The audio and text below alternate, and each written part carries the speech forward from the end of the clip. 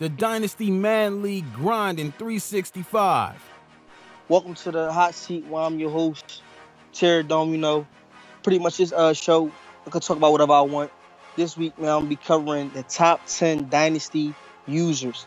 Now, in the past, man, I feel as though that the list that we came up with, was a little bit alternated because of guys was dwelling on the past.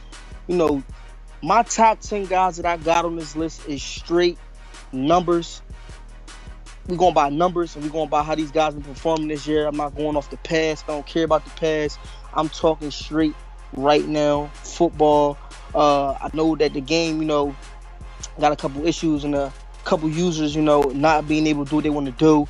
The lag, but I ain't going to spend no time on that. We could talk about that on another show. I'm going to get right into it. Coming at number 10, this user, he's making some noise. He's a second time around user. The real KP with the Chicago Bears, he came in at number 10.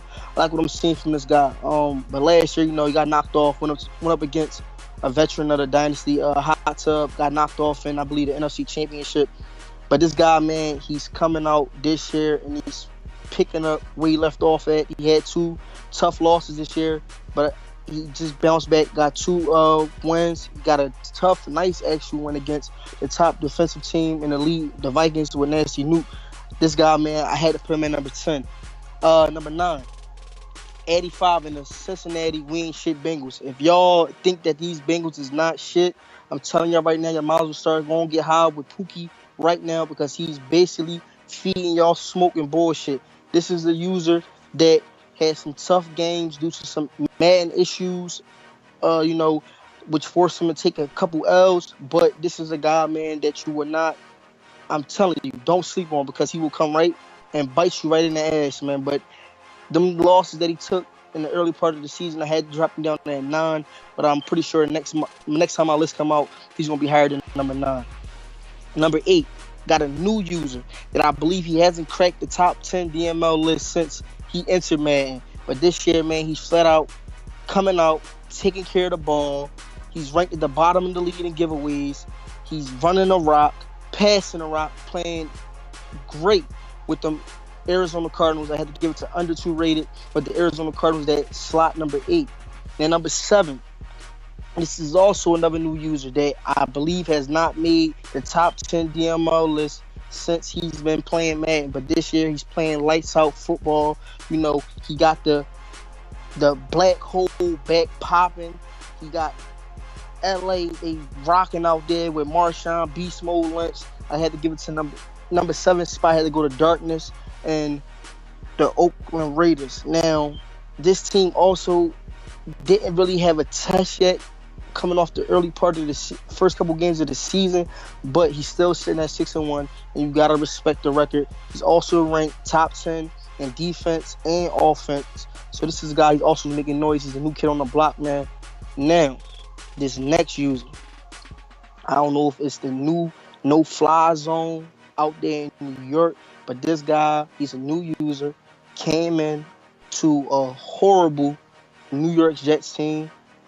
Sweets, he's sitting at 5-2.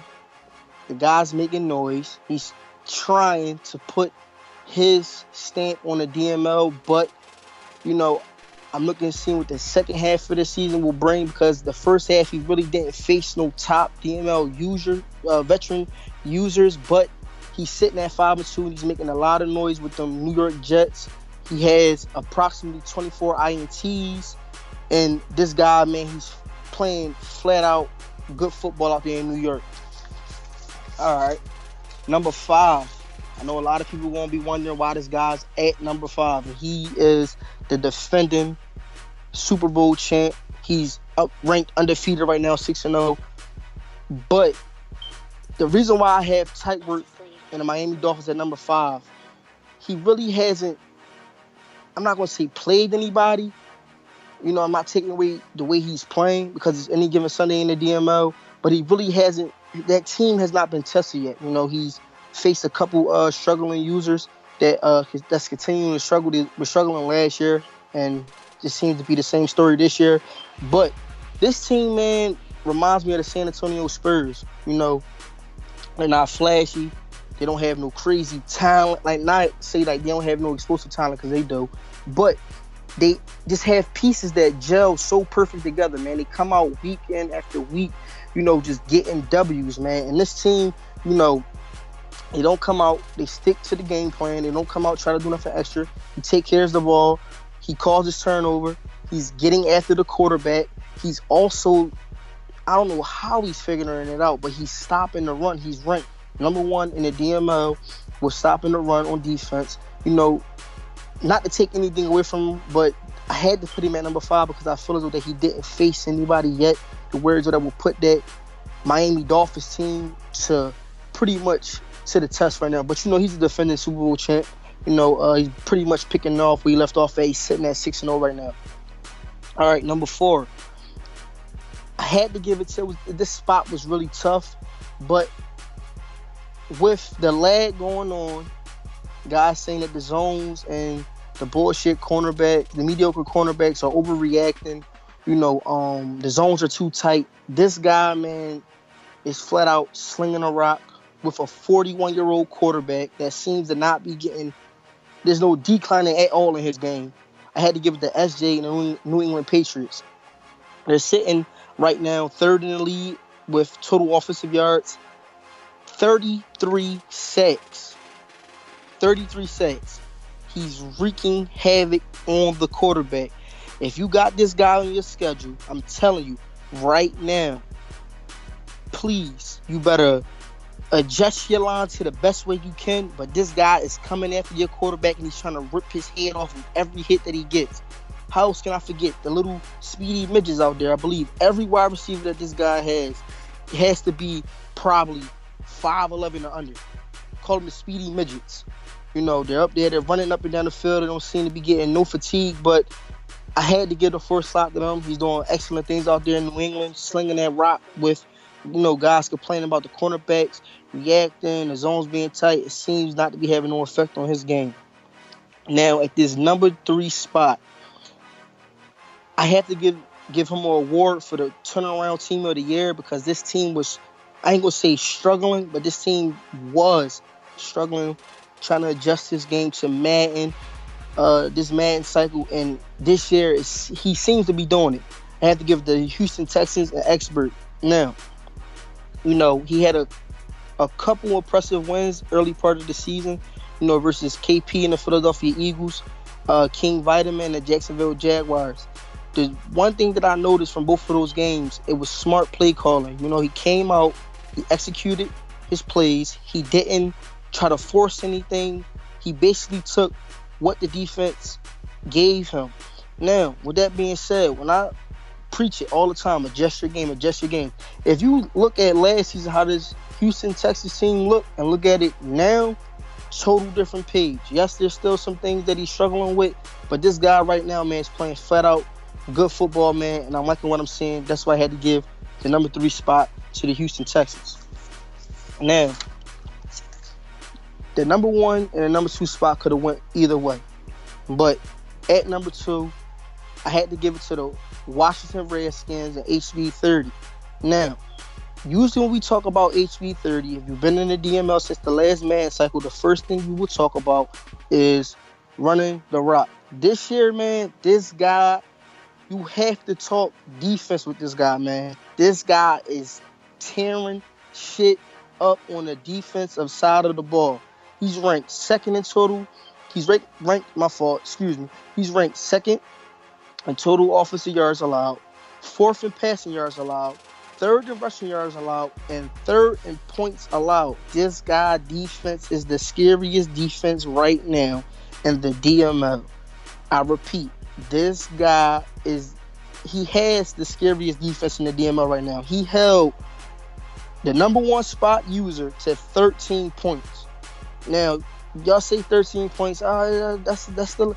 I'm telling you, when I get into discussing the #1 spot user, you will understand why I'm saying that he held him to 13 points, and that actually was a good game. And the only thing that concerns me about HB30 and the Washington Redskins is playoffs.